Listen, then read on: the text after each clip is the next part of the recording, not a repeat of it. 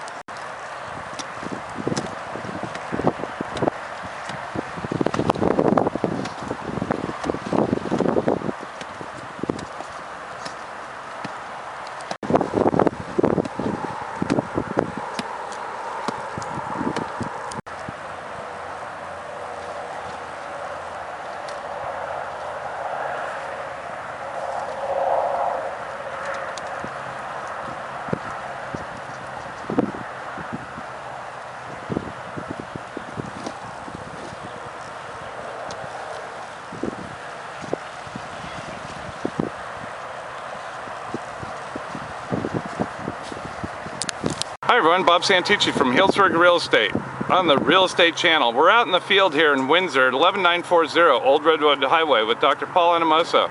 He's a soils scientist and PhD. And so, Paul, what are you doing here? Well, we're doing an evaluation of the vineyard. We're doing soil pits to determine what soil is here, what the properties of the soil are, both chemical and physical, and we'll also be taking samples from the root zone for pests, and we're taking wood samples from the vine for virus and other types of disease. Awesome. How many of these do you do in a year, probably? I do about 1,000 to 1,200 pits per year. About 30% of it is properties in real estate transactions. Most of the rest of it is vineyard design, people that are pulling out vineyards and want to start it from scratch with a soil-based design, which is a better way to go. You really want to design your vineyard based on the soils so that you can compartmentalize the same soils in the same blocks, irrigate them similarly, and if the soil transitions from one soil to another, you draw your block boundary there, and because that one's going to be irrigated differently. So what I do is determine where the soils change, design the vineyards, determine how deep they should rip, what kind of implement they should use to rip, because there are several different kinds and some are better than others depending on what soil characteristics are. The row orientation in relation to sun angle, not necessarily related to the geometry of the lot, because a lot of times people want to make the longest row so they have fewer imposts, but if you're looking at a 30-year vineyard, you want to actually put the money up front so you get more money year in, year out from having higher quality vines and higher quality fruit.